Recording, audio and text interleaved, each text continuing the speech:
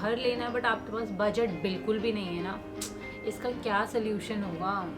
Section 80 EEA। सो सबसे पहले हम समझते हैं यहाँ पे सेक्शन 80 EEA होता क्या है। सो अगर आपने होम लोन लिया हुआ है तो आपको एक टैक्स डिडक्शन मिलती है 1.5 लाख की हर फाइनेंशियल ईयर में, जो कि आपको इंटरेस्ट पे दिया जाता है एक अफोर्डेबल हाउस के लिए। एंड ये डिडक्शन आपको अंडर सेक्शन 80 EEA ही मिलेगा। Eligibility criteria. सो अब बात करते हैं हम एलिजिबिलिटी क्राइटेरिया के। सो इस डिडक्शन को क्लेम करने के लिए आपके कुछ कंडीशंस को फुलफिल करना होगा। होम लोन लेना चाहिए एक फाइनेंशियल इंस्टीट्यूशन या हाउसिंग फाइनेंस कंपनी से, एंड लोन लेना चाहिए रेजिडेंशियल प्रॉपर्टीज के लिए जिसका वैल्यू 45 लाख या उससे कम हो। लोन को सैंक्शन होना चाहिए 1 अप्रैल 2019 टू 31 मार्च 2020 के बीच में। आपके पास लोन सैंक्शन होने पर कोई और रेजिडेंशियल प्रॉपर्टी नहीं होनी चाहिए। आपने उस साल के लिए कोई और होम लोन इंटरेस्ट का डिडक्शन नहीं क्लेम किया होना चाहिए। Condition to fulfil for claiming deduction. So ये डिडक्शन आपको मिलता है 5 कंसेक्यूटिव फाइनेंशियल ईयर के लिए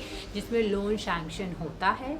ये डिडक्शन क्लेम करने का हक सिर्फ उसी इंडिविजुअल को है जो इंटरेस्ट पे कर रहा है। को बोरोअर या को ओनर को ये हक नहीं है। कुछ इंपॉर्टेंट पॉइंट्स हमने ध्यान में रखने हैं। ये टैक्स डिडक्शन सिर्फ अफोर्डेबल हाउसिंग प्रोजेक्ट्स के लिए ही है और इसका मैक्सिमम डिडक्शन होता है 1.5 lakh. House loan amount 35 lakh से कम और प्रॉपर्टी वैल्यू 45 लाख से कम होनी चाहिए। डिडक्शन सिर्फ इंटरेस्ट रीपेमेंट के लिए है, प्रिंसिपल रीपेमेंट के लिए नहीं। और जो प्रॉपर्टी होगी वो बिल्कुल न्यू होनी चाहिए, प्री ओन्ड या रीसेल प्रॉपर्टी नहीं होनी चाहिए, वरना ये डिडक्शन नहीं मिलेगा। तो ये वीडियो थी हमारी सेक्शन 80 EEA के बारे में। इस सेक्शन की हेल्प से आप अफोर्डेबल घर खरीदने या बनवाने पर एक्स्ट्रा टैक्स बेनिफिट ले सकते हैं। हमने और भी सेक्शंस पे वीडियो बनाई हुई है जिनकी वीडियो आपको हमारे चैनल पे मिल जाएगी। Thank you for watching this video. Bye.